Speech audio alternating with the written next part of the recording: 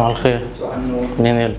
تمام. خالد احنا عايزين تعديل على الفيديوهين بتوع اول امبارح، محتاجين نغير الكابشنز عشان الكابشن فيه اخطاء املائيه كتير. الفيديوهين كاملين؟ فيديوهين. وانا الفيديو الاخير عايز اعدي عليه الميوزك. الميوزك كلها؟ الميوزك كلها لا هو في الحاله اللي زي دي بقى حل واحد اللي بنلجأ له. ايه ده؟ هو خالد راح فين؟ هو مش كان موجود دلوقتي؟ مش عارف. دور عليه.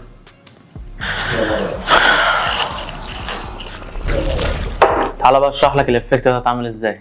اول حاجه عشان تقدر تعمل الانفيزبل افكت هي ان انت بتفتح برنامج الافتر افكت وبتقسم المشهد بتاعك لمشهدين، مشهد فيه السبجكت او العنصر او الشخص اللي انت عايز ان انت تخفيه، والمشهد الثاني من غير العنصر او الشخص اللي انت عايز تخفيه. المهم يكون الكادر فاضي ما فيهوش اي حاجه، وبنحدد الفتره اللي احنا عايزين ان احنا نعمل فيها الانفيزبل افكت. بعد كده اللاير بتاع السبجكت واللاير بتاع الباك جراوند لبري كومبوز، ده بنحوله لبري كومبوز وده بنحوله لبري كومبوز. بعدها بنقف على السبجكت او العنصر او الشخص اللي احنا حابين نخفيه من المشهد، وبنروح للاوبجكت تول بنفرغ الشخص او المشهد من اول الجزء اللي احنا عايزين فيه ان هو يتم الاختفاء لحد اخر المشهد. بعد ما المشهد بتاعنا يكون عمل الاوبجكت بنروح نعمل له فريز. بعد ما خلصت تفريغ بالاوبجكت ماسك تول بقف على اللاير بتاع الباك جراوند وبفعل افكت ديسبيسمنت ماب. بعد ما فعلت الديسبيسمنت ماب افكت على اللاير بتاع الباك جراوند بعدها بعدل الافكت ان الديسبيسمنت يتعمل على السبجكت بتاعي اللي انا عايز اخفيه، وبغير السورس بتاعي لافكتس اند ماسك. بعد ما خلاص فعلت الديسبيسمنت افكت على اللاير بتاع الباك جراوند بعمل هايد للسبجكت اللي انا عملت عليه الماسك من الاول. بعد ما خلاص اتاكدت ان انا فعلت الاوبجكت ماسك على السبجكت اللي انا عايز اخفيه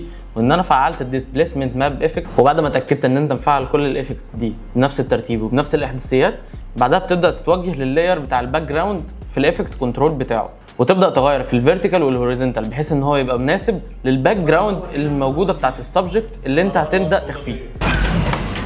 انا لقيته اهو.